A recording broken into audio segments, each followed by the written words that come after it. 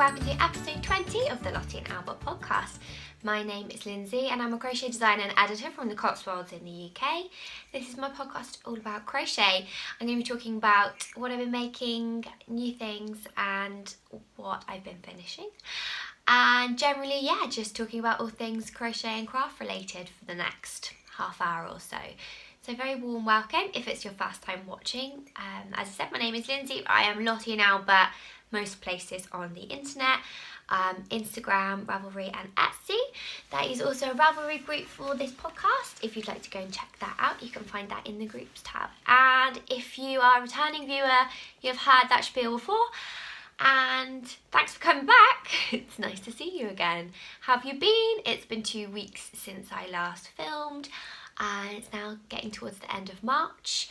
It's a little bit grey here today, but spring surely must be on its way here.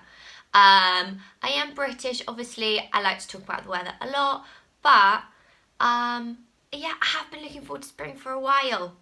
I really want the warmer weather now.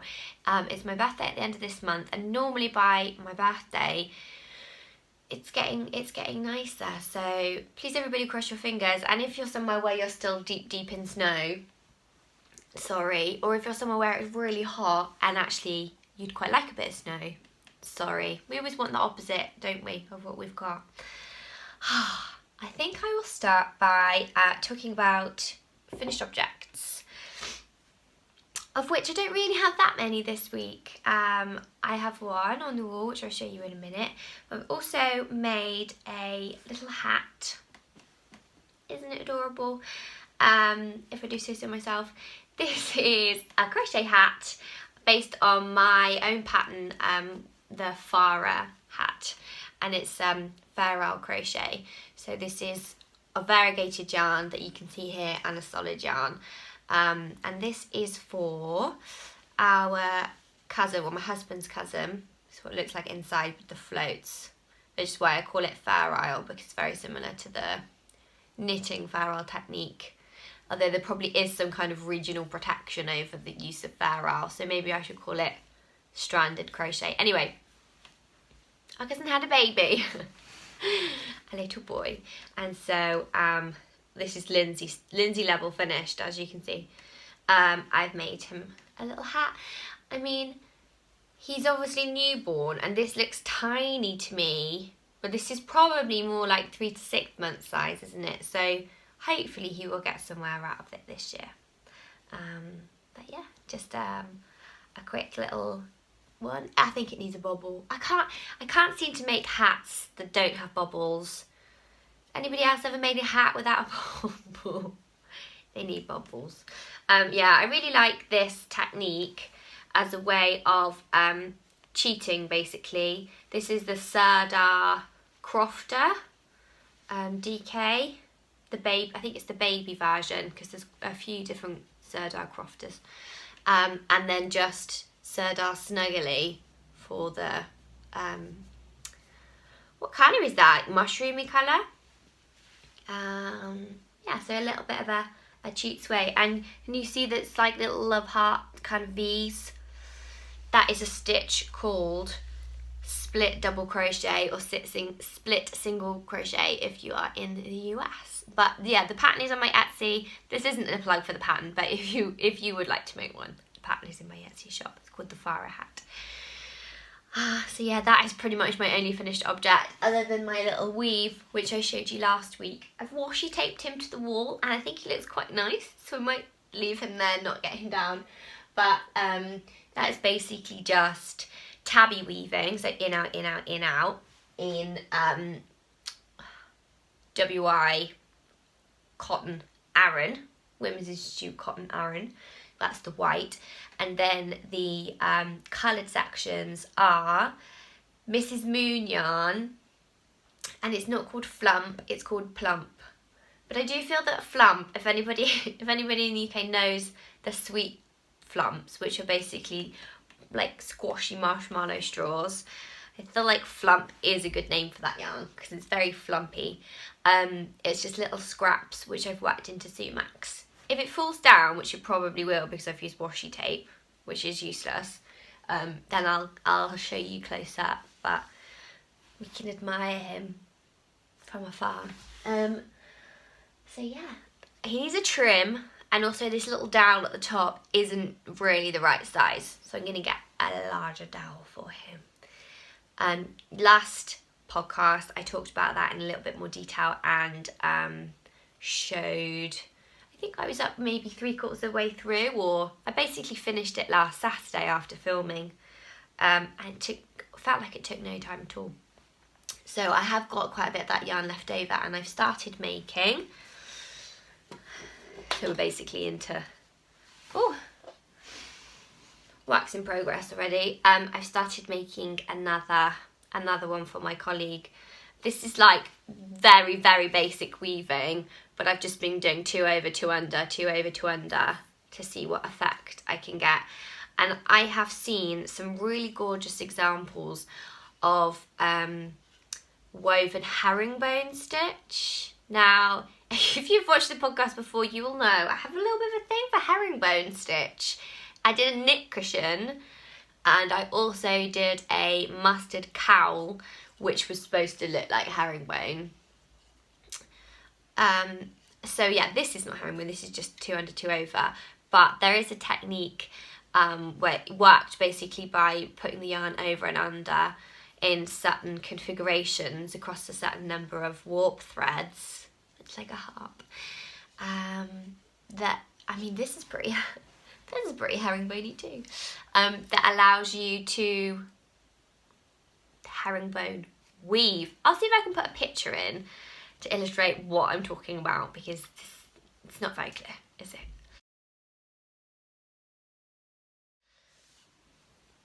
I've also just noticed this plant part is pretty herringbone-y as well. What's wrong with me? I just like a bit of texture. It fell down. That really didn't take as long as I thought. Here he is. I love the colours in here. I worked the sumacs first. I really don't know weaving very well, but that felt like a good idea to me to sort of space the colours out. And then I did the weaving around it. So the back, what that looks like. Pretty messy. I probably need to weave some of those in a bit more. Get a bigger dowel. Give this a good trim. I think I want it to be more like this.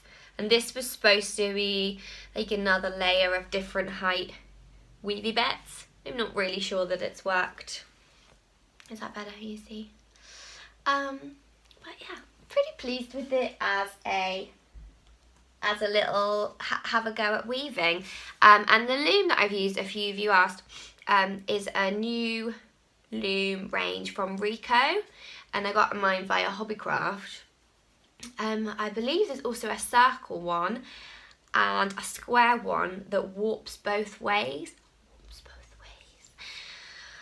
I've no idea what you can make with that, but it looked really interesting. I had a quick look on Pinterest, and you can warp it across and that way, and then so you can almost weave in a circle but on a square. You can't do that with this one. This is more of a just bog standard, but this one does have a really nice feature, which is it has these little metal rods that you can slip in down the side, because if you've ever tried any weaving, or if you're a beginner weaver, you may know that one of the main things that happen is it really ends up pulling in on the sides if you pull it in too tight. Now, when I started this weave, I was like, I've done one weave before. I am aware of this issue. It's not going to happen to me.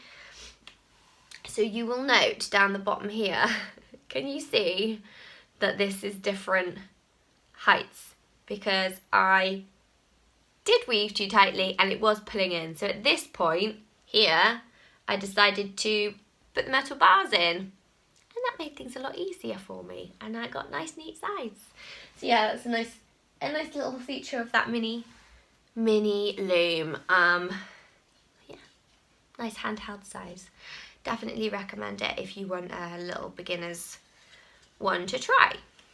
I do have one other finished object, but I can't really show it to you because the blog post that it's going to be featured in on Hobbycraft is not going live until next week. But I'm going to show you a little sneaky peek because I'm pretty pleased with it. I was sent some new yarns in the Hobbycraft Cotton Blend range, which I've talked about before, the Knitcraft yarns. These are the 3 new colours, and I was asked to come up with a festival make because, believe it or not, based on the weather, it's nearly festival time. And I paired it with 2 other colours, one of which has gone missing from my box, and they have made a festival make. So I can't show, I really want to show you it because it's pretty crazy, but I'm really happy with it.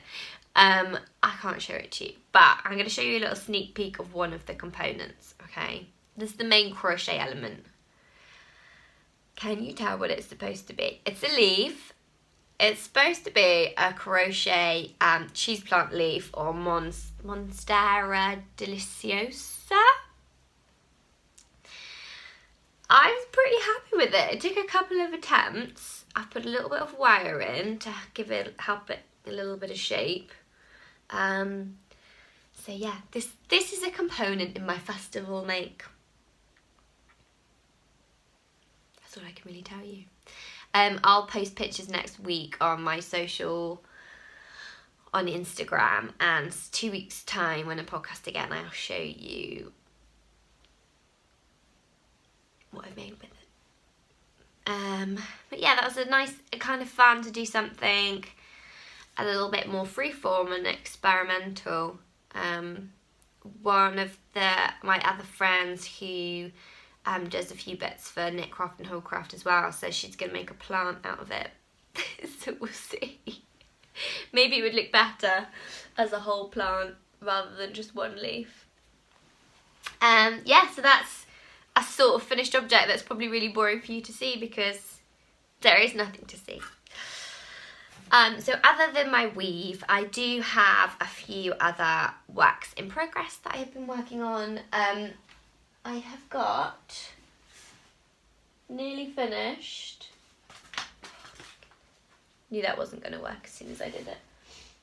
I've just knocked half my yarn on the floor in case you didn't notice.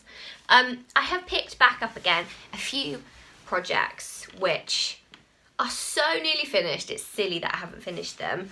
If you know me, have watched before, you will probably know I'm not a massive starter finisher. I get really distracted and obsessed with the next project I'm working on, and my poor whips are left to flounder. But this blanket is a knit version of my, it's the wrong way around, of my Lottie Albert rainbow blanket, which is the big crochet blankets I make using 6 strands of DK held together. And I wanted to try and do a knit version. So I don't know, I've definitely shown this before, but it was a couple of months ago, before Christmas I think I was working on this. This was my experiment at doing a knit version. So just as squishy, just as chunky. As you can see, I used scrap yarn, so it's kind of ended up in strange stripes. Each one of these sections uses 1 purple, 1 pink, 1 blue, 1 green, 1, what have I not said? It uses 6 colours. Each section has those 6 colours in, but just where they're different yarns, like this is more of a lime green in this section and this is more of a mint green, it looks really different. I am aware that this is a crochet podcast, and so far I've talked about weaving and knitting too, but what is happening here? Yeah, sorry about that. So this basically just needs pom-poms. So I've been busy making pom-poms, made lots of pom-poms for it. And then I'm going to get a few people to test it and release it with basically the same sizings as my Lottie and Albert crochet version. But having just done that, oh my goodness, it's so cozy. The knitted version's interesting because it's almost not as chunky as the crochet version. It's got a lot more drape to it, and it, well, I suppose, you know, those are the main differences between knit and crochet. It's got a lot more drape, and so it feels sort of lighter and more flowy, which is, you know, nice in different ways. So I don't know, that's not really a finished object, is it? But I thought I'd show it to you guys and prove that I'm finishing things. I really am. I'm so sorry. I'm trying not to play with my hair, but because I'm looking at myself in the camera, I can just see what a mess it is. This blanket is really simple. I'm a super beginner knitter, and yeah, I whipped this up. And so if you fancy giving it a try, hopefully this pattern will be up for you soon once I've tidied all my ends and attached all my pom-poms. And yeah, I recommend giving it a whirl, especially if you've done the crochet blanket. I think it'd be interesting to see what you make of the differences between the two. Yeah, maybe I'll just make a poncho out of it, because this is so squishy right now.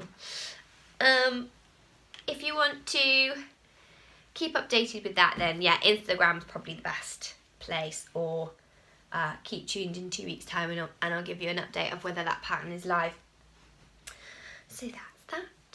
I had a nice little display going on, didn't I? I destroyed it already. I'm gonna hide my ugly radiator in the background. I have one other new thing that I have started since I've last seen you. Now, you may also have noticed there's a little pile of yarn behind me. That is because one of the lovely people I follow on Instagram had a bit of a de-stash over the last couple of weeks. And I succumbed not once, but twice. She actually posted out 2 separate orders to me, which I'll talk about a little bit more when I talk about new things in a moment. But yeah, Jess Bisco, I don't know if any of you follow her. She did the really gorgeous hot water bottle on the cover of Molly Makes that I showed a couple of issues ago. I think it was issue 88 or 89. Yeah, she's a really fantastic knitter, but she had a massive de-stash, massive. And so as I said, I did succumb and buy a few things. 2 of the yarns that I bought were these lovely ones. They are the Rowan Kid Classic, and it's a lamb's wool and kid mohair, 50-gram balls. And I bought, the actual makeup is 70% wool, 22% mohair and 8% polyamide. I bought 2 of the cream, 1 of this. It looks black, but actually, oh no, that's probably quite true. It's actually, whoa, a very dark brown colour. And 1 that has fallen on the floor, which is, I'm not going to be able to reach it. It's the same kind of colour as this one. And I don't need any yarn. I really don't need any yarn. But when I was in Iceland at the start of this month, I was really in love with all the Icelandic knits, a lot of which use very dark brown or black and cream, because they're the kind of undyed wool colours. And when I was in Iceland, which you'll know if you watched the last podcast, I did buy some yarn, some wool, and I bought a cream, but I chickened out of buying a black. I think the shop that I was in, it didn't really have a nice dark brown or black or dark grey, and so I just bought a red and a white. But I've been thinking so much about all the Icelandic patterns and knits, and I saw a few other things over the last few weeks which really inspired me. So when I saw that Jess had this Rowan Kid Classic, which I've never used before, sorry, did I say Jen or Jess? Jess. And that she had it in these colours. And it's really cheap because it was a de-stash. So somebody else clearing out their stash of yarn. It was basically, like half the price of what it normally is. Trying to justify buying more yarn when I already have so much. I bought these 2. Is what I'm trying to say, because I felt they were quite Icelandic and I wanted to, let's be honest. Rowan has got, in my mind, quite a good reputation for yarn, and it's the kind of posh stuff that I never used to use before this year, I suppose, really, last year. So yeah, it's really soft, really nice, not itchy. So I'll show you what I've made. It's a hat, and it's in this really fun, almost Moroccan, I suppose, geo pattern. I am having a few teething issues with it. So I started off basically wanting to make something in this pattern, which I did, and I really like it. I love it, and I think it's worked quite well. It uses front post trebles, which if you haven't done that stitch before, it basically allows you to, the stitches sit directly on, are worked not into the top of the V, but around the front of the stitch from the row below. So it means that the stitches sit directly on top of each other and allows you to do patterns and things like this, as you would in knitting, where stitches sit directly on top of themselves. But it also makes a really chunky, thick fabric. It does have a little bit of stretch to it.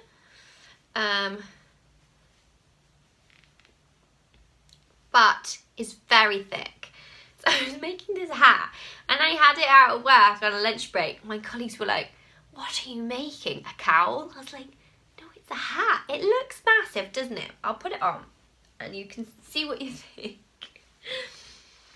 See, it actually fits. Because I did measure it, it actually fits quite well, okay? So I started with this section, but I don't know, do you think it looks really big? I don't know, anyway. I started with this section, added this, and then I kind of got it to a certain height and thought, well, I need to decrease now. But where I've worked these stitches, these are all basically, these kind of blocks are 2 stitches wide. You can see it better here with the cream. So when I started decreasing it, obviously this pattern changes every round. So it's not even like I was able to just decrease the cream stitches and leave the black stitches, because every round they swap around, like from here it goes to cream to black.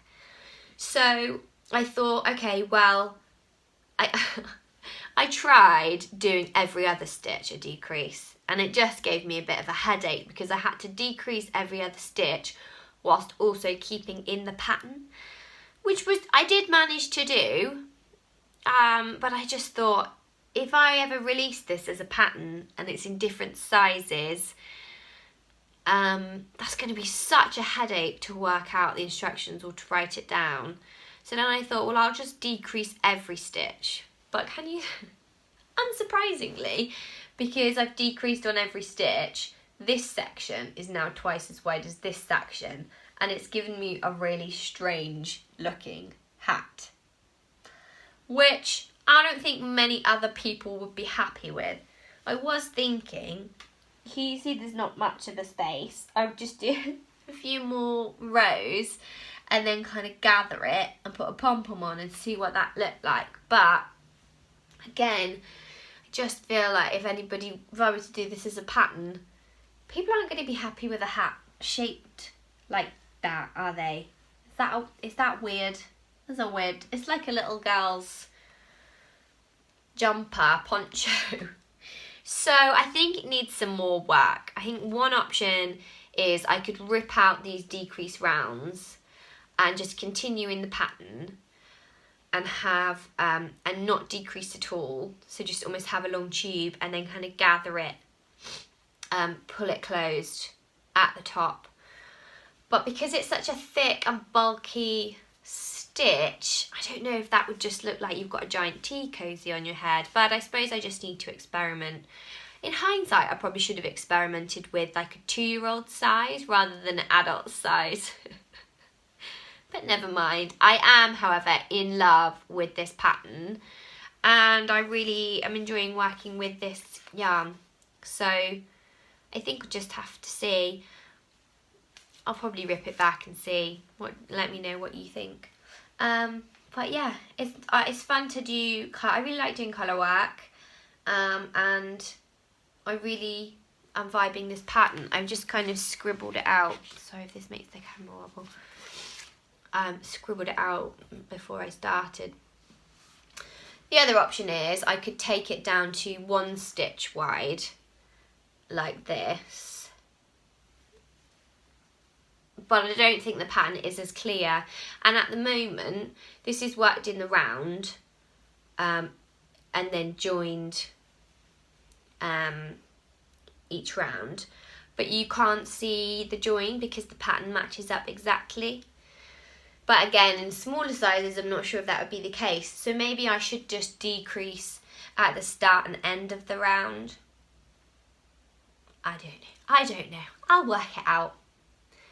That was a bit of a ramble about that hat, but that's basically what I've been working on because I've been loving it. That and my secret project. I do still have, for those of you who are interested, this is a little book which is called the Crochet Project Bible, and it's quite nice. It's made by somebody, I can't remember who, Lucy Hart, my Crochet Project Bible, and I think I got it free, or I got it in a crochet subscription box when they used to be running. So it's got each page has got this section and then this little graph bit. So it's quite nice for jotting down. It asks you to put like the project name, the pattern source, the start date, what yarn you're using, what stitches you've used. I think it's quite nice as a design tool because it allows you to write down, oh look, me trying to work out herringbone combinations. What's wrong with me? That was like over a year ago. Obviously my interests vastly changed. But as you can see, I'm not very good at filling in this side. I just kind of scribble notes on here and use this graph. So, but the graph paper's good to have too. What else have I got in here? Oh, I think that was where I was working out my Atomic Flowers blanket circles. Again, no notes on that side. Either that or this is just like an insight into how my mind works. Nothing on this page, but lots of writing on this page. That's not the idea. That's the graph page. Never mind. Right. You probably don't want to see my notebook. Is anybody playing along with the March Meet the Maker Instagram challenge? There was a theme the other day that was supposed to be lists and books, and I was thinking, oh, I don't really have any lists or books. This is some letter bunting that I was obsessed with again about this time last year, and I haven't even posted anything about or released the pattern. Maybe I'll show you guys that next time. But yeah, if anybody's looking for a little notebook or something to help them do a little bit of design work or even just take notes on how they've adapted a pattern, that's a really nice little one. The only other thing that I have done a very limited amount on is my Crochet Between the Lines shawl. Oh, I mean, I've probably only done about 2 rows since I showed you last time. I'll get it out again just because I enjoy looking at it. This is my Crochet Between the Lines shawl I showed you last time. It's made using 2 sheep bays, whirls. I say that wrong every single time. I know I do. I'm sorry. Sheppies. I think almost some people say sheppies. These are the 2 whirls I'm using, Lavendelicious and Blueberry Bam Bam.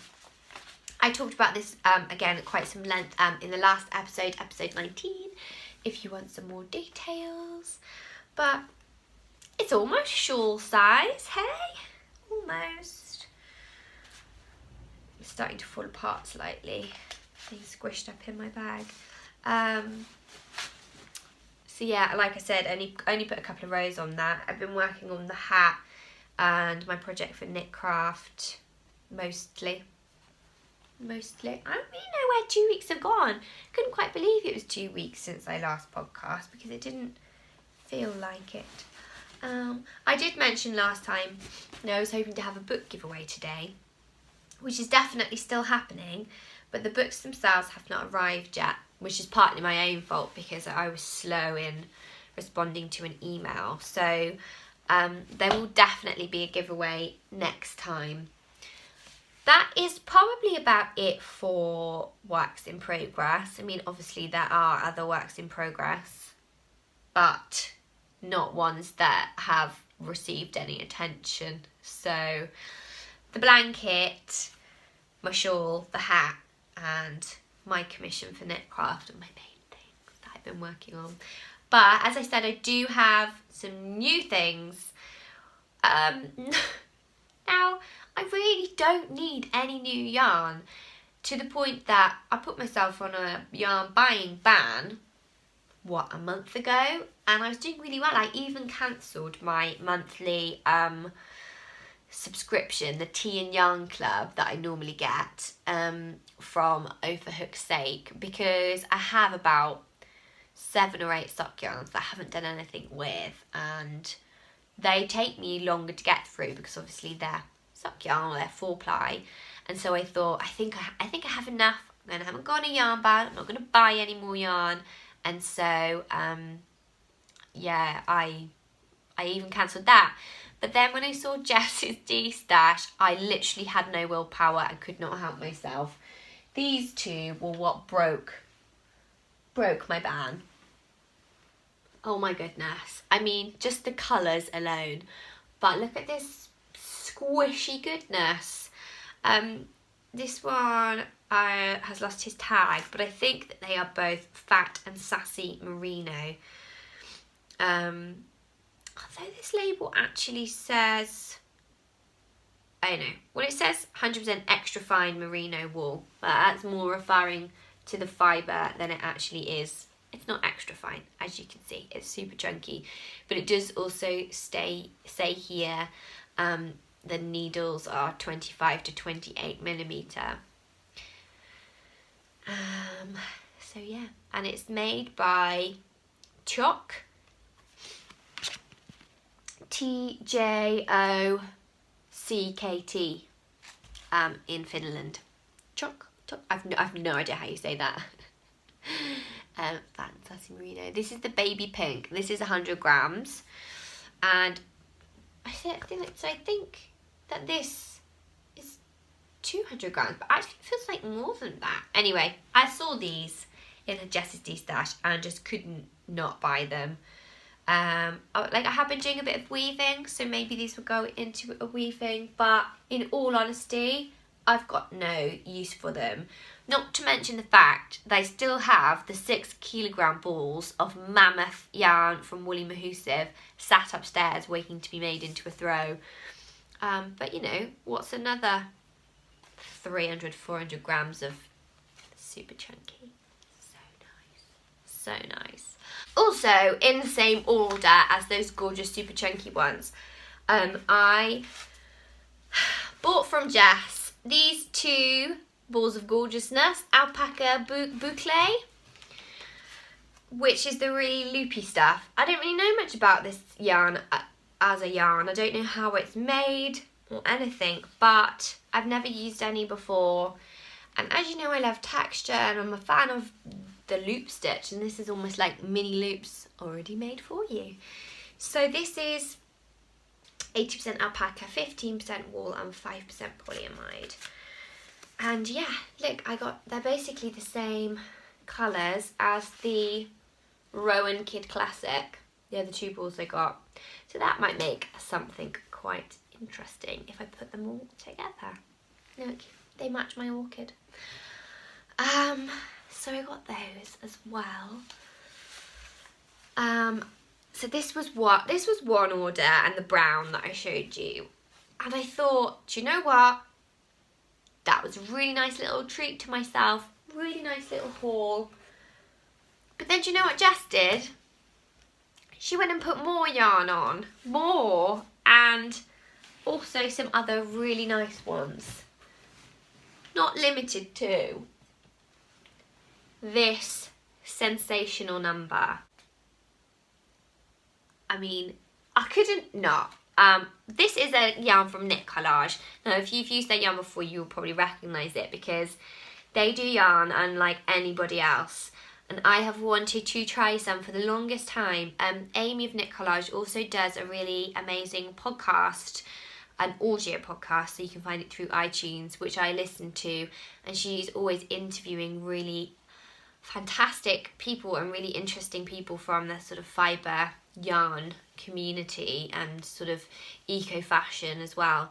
I believe that Knit Collage, their yarns support women in India who are in this trade, but they're really big supporters of paying a fair wage, sort of fair working conditions and things, and they also just make the most stunning, unusual yarns.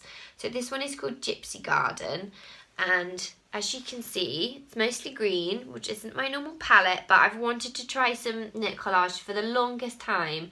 I believe that their own, I know that Loop London stock them, but in terms of UK stockists, there aren't that many.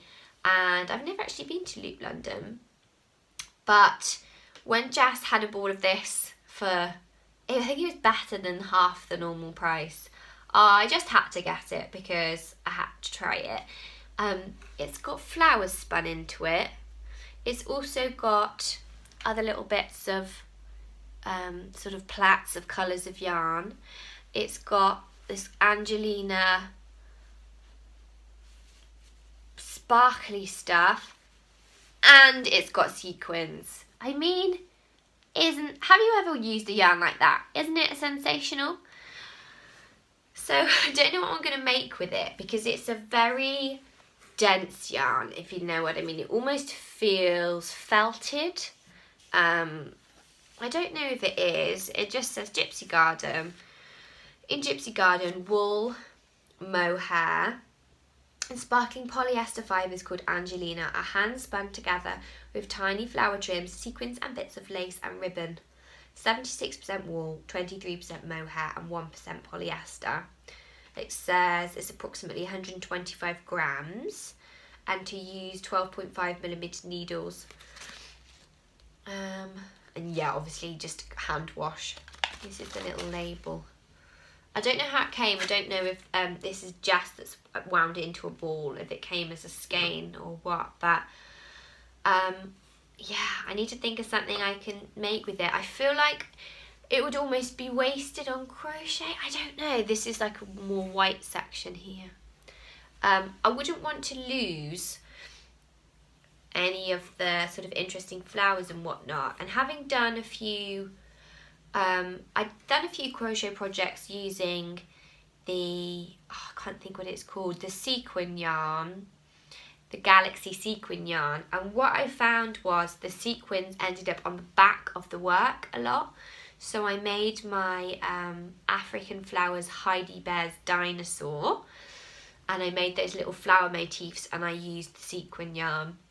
And I think for some of the motifs I almost ended up using the back side just because that had the most sequins on.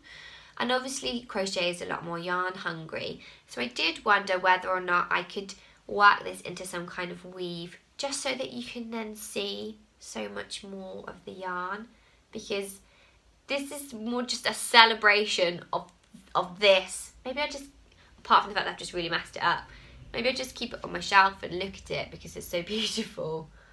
Look, there's a little gold and silver trim there. I just think it's fascinating. I really like slightly unusual yarns, and so this spoke to me. And yeah, as I said, Knit Collage and Amy, she's got that really fascinating podcast, and she's a big supporter of kind of zero waste and supporting makers in India.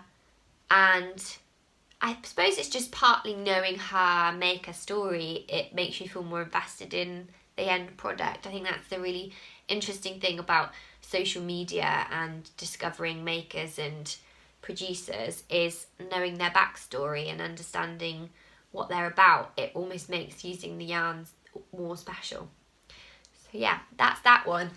I didn't need to also, when I bought this off Jess, put 4 balls of this in my bag. This is Debbie Bliss Donegal Luxury Tweed Aran.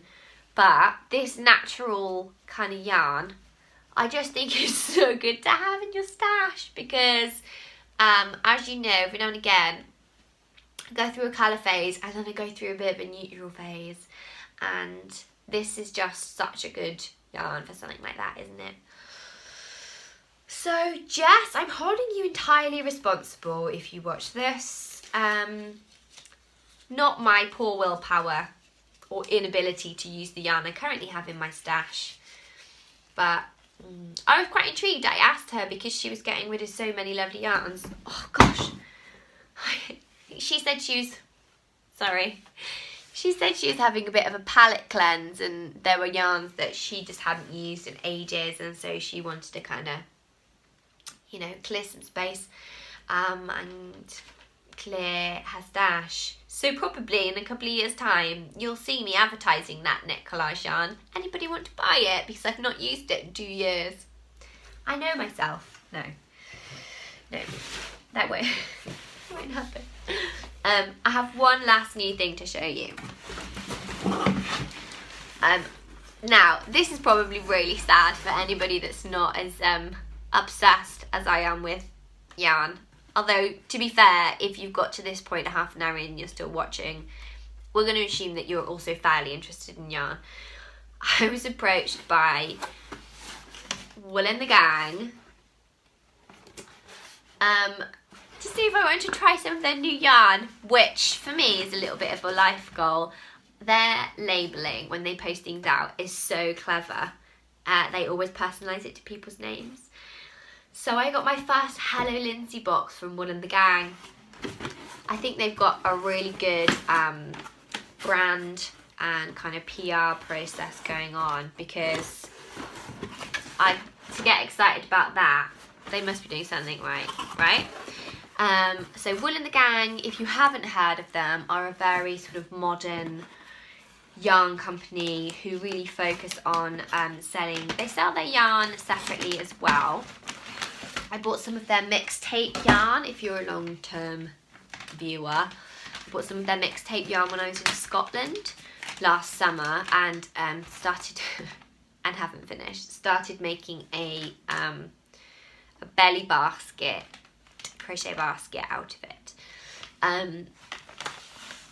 Their kits come in bags like this, so it's quite exciting to receive the package. And the kits, I think in theory they have everything in them that you need. They are on the expensive side, but their designs are all very modern and cool and chic, and they focus a lot on knit patterns, or they have done, but they have a new collection out which is really focused on crochet, and so they asked me if I wanted to try it, and I said yes.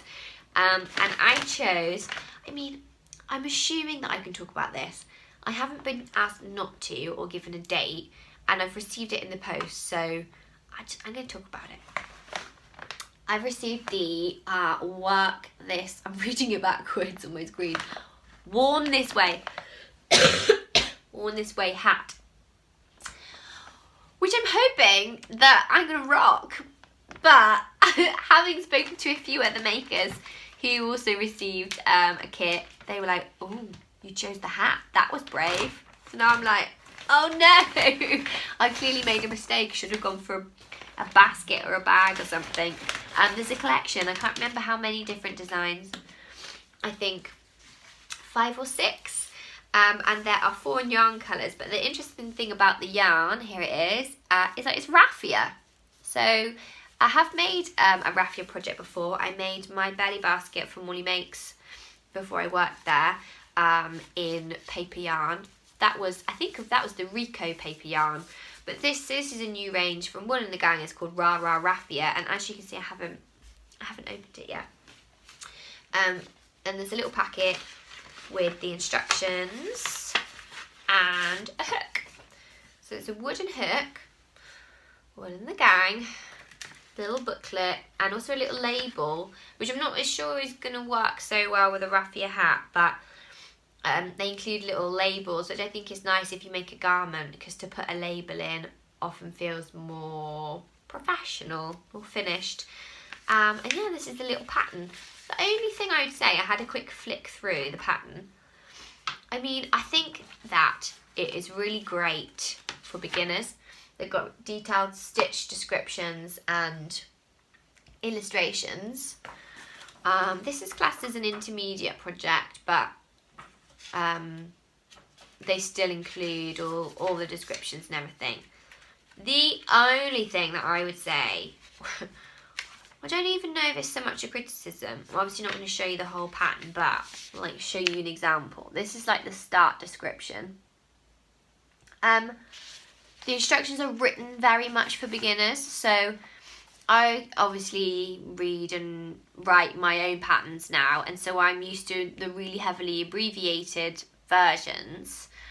But this is all kind of written out longhand. So it says, you know, start by making 1 chain stitch, then place your yarn worker, work 2 single crochet stitches into the back stitch of each of your round. So that's like 3 sentences they've taken to give that instruction, which I would probably be more familiar with seeing in really abbreviated form. So it's almost going to take me longer to get the information out, but that's a really small criticism. It did make me think about my own patterns and how I write them, and whether or not it would be interesting to have almost like the really abbreviated section, but then at the back of the pattern, like a much more wordier description. I know that some people do struggle with reading patterns and they like to have videos and things as well, but as a designer, to write a pattern and do the PDF and photograph it and send it out and market it, that's a lot of work. So to have to record a video for every single pattern as well, I just wouldn't be able to do that unless I was doing this for my full-time job. But I know that everybody's a different learner in a different way, and so some people really like that visual video format. Anyway, that's the Worn This Way hat from Wool and the Gang in the raffia yarn, and yeah, I was going to take a nice picture of the ball before I started making it. We'll see if that happens. I might just start. But I do like their packaging, and I did like having my name on the box. So that's their new Rah Rah Raffia collection, of which crochet is the main focus. So it'll be interesting to see everybody else's. I saw that Polly and Jam had received one, and also Forever Autumn and Sweet Shana were all making one up, and I think we were making slightly different ones. So I expect if you are on Instagram, you might be flooded with people making Rah Rah Raffia collection, which is very clever PR from Wool and the Gang, isn't it? Anyway, I was very happy to be sent one, so I'm not complaining. That kind of brings me to the end of my ramble today. I hope you've seen something which has interested you, although I appreciate that not many of those things have been finished or even half finished, and a lot of it was just yarn. I'm going to finish up by showing you something which is a new thing. I've put it behind my camera.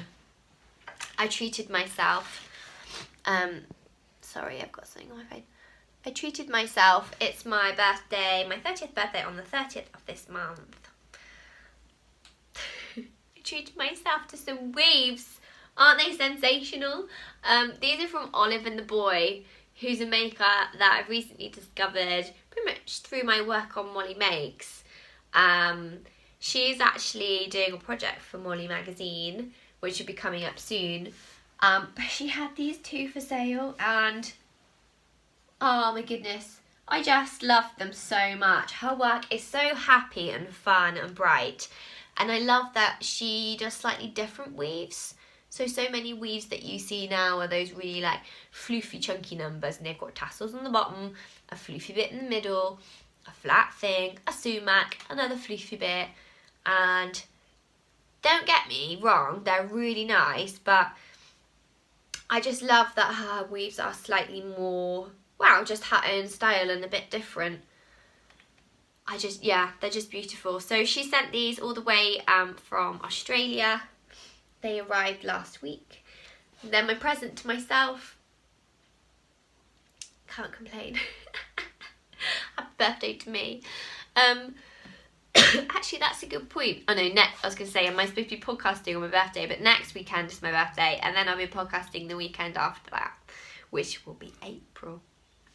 So from me and my weaves, thank you, Kristin of Oliver the Boy. They are sensational. My birthday part just treat to myself. I'm going to say goodbye, and I'll see you again in 2 weeks' time. I hope you have a lovely crafty time. Please do feel free to leave me a comment. I love reading your comments, or to hit like or subscribe if you want to get notified when my next video is up. Or yeah, come and check me out on Instagram, or come over to the Ravelry group and ask me a question or leave a comment there. It would be lovely to chat to you some more and know what you think about the podcast. Thank you so much for watching. I'll see you all soon. Bye bye.